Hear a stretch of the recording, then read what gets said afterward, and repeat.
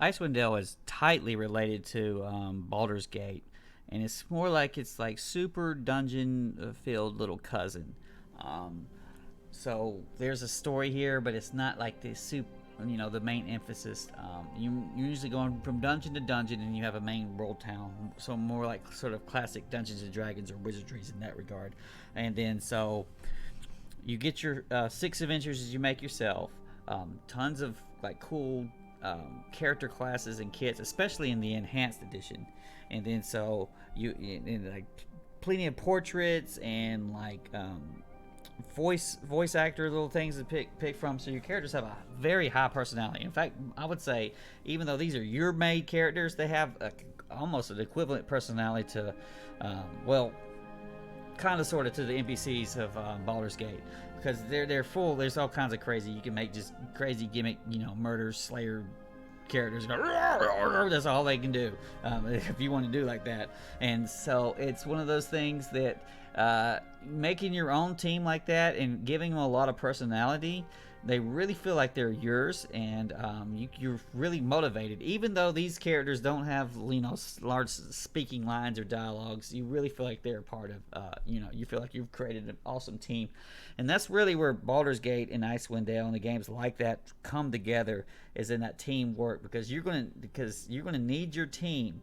and you're gonna need a pretty good damn understanding of the Infinity Engine and in Dungeons and Dragons in general to not get your ass kicked because this is a brutal damn game, and you will get massacred until you figure this out, especially early on. As you move further on, the game gets easier because your guys just get enough shit that they just fucking just start powering through everything with their plus 14 swords of herpaderp, and then you really come in like my berserker's a badass, or I'm assuming you could. Hell, I don't even remember if you can be a berserker in enhanced edition. I'm pretty sure you can. I think it's got the Baldur's Gate 2 kits in it. But the music by Jeremy Soule is some of the best damn music he's ever done. It's definitely the best in all of the Baldur's Gate type games. Sort of maybe like the new ones, like say maybe god dang, what's that fucking game I now Divine Divinity or whatever, Divinity Original Sin 2, that has an amazing soundtrack as well. But this is something that soundtrack, the hand-drawn graphics, they really draws you in, and like, man, you feel like you're up at the top of the world in some ice down place. It does an extremely good job of making you feel like that. And even though you're going through dungeon after dungeon layered with traps, and you're going and you're crawling, you're really crawling through the screen because you got to have your thief check all the traps and booby shits everywhere.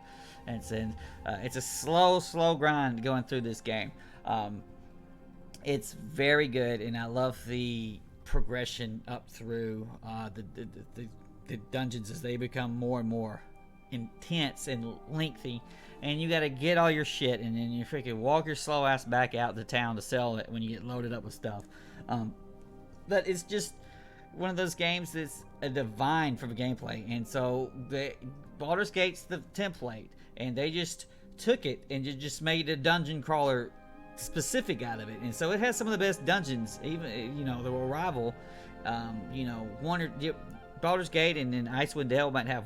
I'm sorry, Baldur's Gate 2. They might have like 2 dungeons that are equivalent of like these games, like 4 or 5 dungeons. And so it's a big, huge deal to get through these dungeons. There's usually a titanic boss fight of some sort at the bottom, and you have to use your strategy and plans and freaking 14 fireballs to win. And when I came back through, I'd played through several times before, but actually beating the game, I did it on the enhanced edition. And it's like we're going to see this guy through to the end. Unfortunately, I think Icewind Dale's 2's source code is lost, so this is going to be the standoff lone title unless you're going to do some serious hackety hack mods to get Icewind Dale 2 to work these days. Honestly, I think graphically that's well behind the enhanced edition. But do I recommend this game? Oh yeah, I recommend it now. I would recommend to play Baldur's Gate 1 first, or 2. Play both of them first, and then come back and give this game a run too. This right here might be a better game to run with a friend because pretty much it's mostly gameplay. It keeps to the gameplay, and so you're not doing so much dialogue and reading off your freaking text to your friend or whatever it is when you're playing through like Baldur's Gate 1 or 2. These games just resonate with me because I love party-based RPGs, and when you got this one, it's sort of a strategy game in its own way. Positioning and stuff means a whole lot, and then it's just a titanic, super fun adventure. An easy 2 paws up. We loved Icewind Dale. We've always loved Icewind Dale, Kitty, and it was really great to go through and actually beat it a couple years ago.